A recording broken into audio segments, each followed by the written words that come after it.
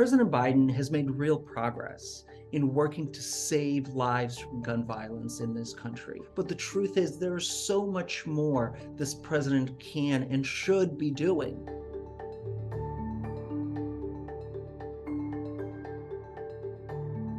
Right now, folks, if we were not at the White House, we were at a restaurant, and I left the keys in my automobile, and some underage kid came out, stole the automobile, was driving to kill someone, I'd be liable.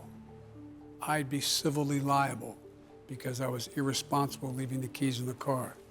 I think anyone who owns weapons, any weapon, should have to lock them up. If they're legal weapons, lock them up. Look, we have almost 400 million guns in circulation. They need to be safely stored. It's a good start. Lock up your guns, but this president has the ability and the responsibility to do so much more, and we need him to do that. He should open a White House office of gun violence prevention so that there's finally a full-time staff at the White House that is coordinating solutions to this crisis across the government every single day. There are a series of executive actions this president can be taking to make our communities safer, and he should be hitting the road, visiting impacted communities all across our nation to make the case for passing tougher gun restrictions, to make the case for investing in communities facing high rates of gun violence. There are specific executive actions President Biden can take. The first is to ensure that all states are reporting multiple sales of long guns. This is critical to ensure that we crack down on firearm trafficking in this country. President Biden can also make sure that we're not importing foreign-made firearms that have no sporting good purpose. We don't need any more assault weapons in our country. And the House of Representatives, at my encouragement of their own, passed the assault weapons ban. But the Republicans in the Senate blocked it. We only have 50 votes. We have to get every single Democrat. And we were not able to get it done. But I promise you, that this next term, this next 2 years, I'm going to do everything in my power. I made it a priority from the beginning, but you got to vote. Vote, vote, vote, vote. We need a couple more Democrats in the Senate. You know, President Biden is absolutely right that voters can and should support candidates that will get assault weapons off of our streets.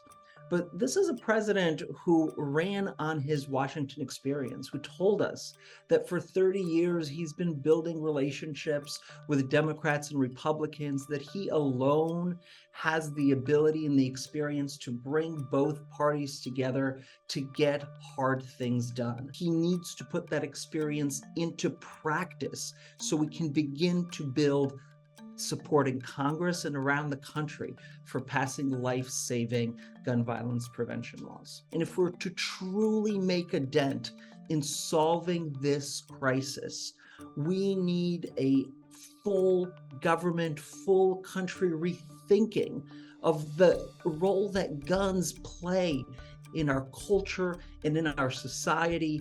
I understand that President Biden and so many political leaders talk a lot about the Second Amendment and law-abiding gun owners and how we need to somehow ensure that all of our guns are in the hands of these responsible people. That's a whole lot of garbage. All of the research on firearm ownership tells us that where there are more guns, there are more gun deaths. That gun ownership leads to significant increases in the probability of suicide and the probability of homicide. If you look around the world, every other nation, every other peer nation has been able to tackle this crisis because they've made firearms significantly harder to get for everybody. Because there's no such thing as a responsible gun owner. You're a responsible gun owner until you pull the trigger. This president has the ability to help us build a future with fewer guns, a future with safer communities where children don't go to school and are afraid of being shot, where parents aren't scared to send their children out to play in the yard or to the movies. He needs to have a different kind of conversation with Americans about the toll that gun violence is taking, and frankly, the obsession our culture has with guns and with firepower. It's his responsibility.